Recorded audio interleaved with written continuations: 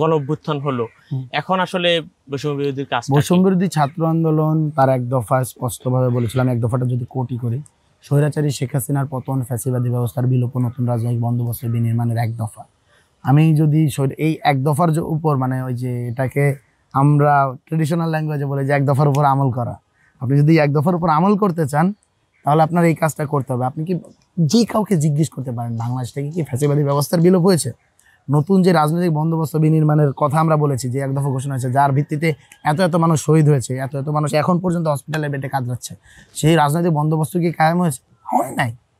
So আপনি যদি এই নতুন রাজনৈতিক বন্দোবস্ত বিনির্মাণ এবং ফ্যাসিবাদী ব্যবস্থার বিলোপের এই লড়াই সংগ্রামটা চালিয়ে না যান এবং সেইটাকে একটা গতিপথ ঠিক করে না দেন এবং সেটাকে যদি চূড়ান্ত একটা পর্যায়ে নিয়ে না যাওয়া পর্যন্ত বৈষম্য বিরোধী ছাত্র আন্দোলনের এই ব্যানারটাকে মানে ইনঅ্যাক্টিভ করা বা হলো গিয়ে রেখে দেওয়া, স্থগিত করা, এইটা হবে শহীদের রক্তের সাথে বেইমানি, চরম লেভেলের কপটতা এবং আমি যদি আরও একটা বলি স্বার্থান্বেষী একটা চিন্তাধারা।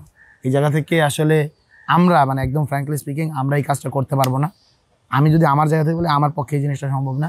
আমি বৈষম্য বিরোধী ছাত্র আন্দোলনে থাকি বা না থাকি, বা যেই থাকুক বা না থাকুক, বৈষম্যের ছাত্র আন্দোলন দীর্ঘদিন ইনঅ্যাক্টিভ ছিল।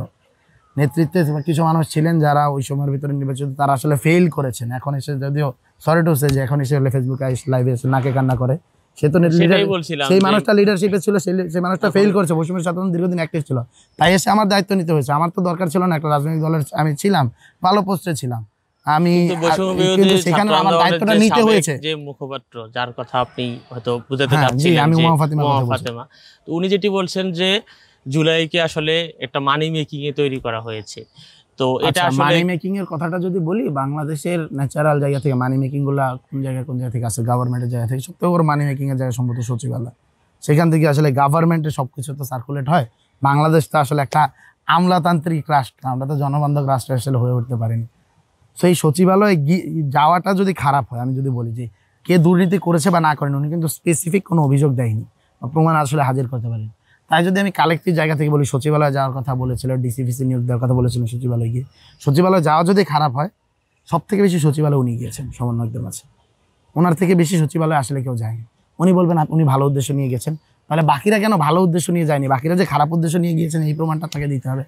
তো সবাইকে আসলে দায় দিয়ে আমি ভালো এমন এই কথাটা তখন বলা যায় আপনি যখন কোনো দায়িত্বে ছিলেন না।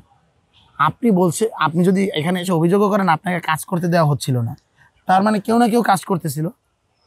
তো তারা কাজ করতেছিল, তাদের সাথে তো আপনি আপনার পদবি দিয়ে পেরে ওঠেন নাই। দ্যাট মিনস আপনি তো ব্যর্থ। আপনি কি আপনার ব্যর্থতার দায় স্বীকার করেন?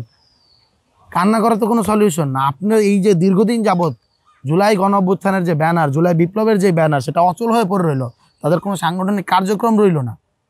এই দায়টা তো আপনার পুরোপুরি, কারণ অর্গানোগ্রামের 4টা টপ পদের একটার ভিতরে আপনি ছিলেন। ওই আপনি এই সংগঠনটাকে কন্ট্রোল করতে পারেন এবং আপনি এটাকে ইনঅ্যাক্টিভ করে রেখে দিয়েছেন। এবং যতদিন সংগঠন চালু ছিল ততদিন আপনি বলেছেন এই সংগঠনের চিন্তা চেতনার সাথে মেলাইন না নির্বাহী বোর্ডের মিটিংয়ে এসে। তো আজকে যখন আপনি এসে এই কথাগুলো বলবেন, আমি বলবো যে এগুলো থেকে আসলে বের হইতে হবে। জুলাই বিপ্লবের যে ফোর্স, আমি যে কথাগুলো বলতেছিলাম যে একক ক্রেডিট নেওয়া, একজন আরেকজনের উপর দায় দেওয়া, এটা না আসলে খুব বাজে। এই কথাগুলো মাঝে মাঝে বলতে খুব ফ্রাস্ট্রেশনের জায়গা থেকে বলি। বিপ্লবীরা একে অপরকে যে দায় দিচ্ছে, দোষ দিচ্ছে, এতে আসলে লাভটা কি স্বৈরাচারী শেখ হাসিনা ব্যতীত আর কারো হচ্ছে? আমার মনে হয় আর কারো হচ্ছে না। হয়তো বা কম মানে ইনিশিয়াল স্টেজে কেউ কাউকে বেনিফিট দিতে পারে, কেউ কাউকে একটু নিচে নামিয়ে সে একটু উপরে উঠলো। আর রাজনীতিতে মানে উপরে যাওয়ার তো দুইটা উপায়, এক নিজে উপরে যান অথবা আপনার সমপর্যায়ে যে আছে তাকে নামায় ফেলেন। এটাই তো আসলে উপরে যাওয়ার স্কেল। সো এইরকমভাবে হলো কি একজন আরেকজনের কাদা ছড়াছড়ি বাদ দিয়ে আমরা যদি সবাইকে একত্রবদ্ধ হতে পারি, আমরা যদি একটা টেবিলে বসতে পারি, এটা বরং ভালো।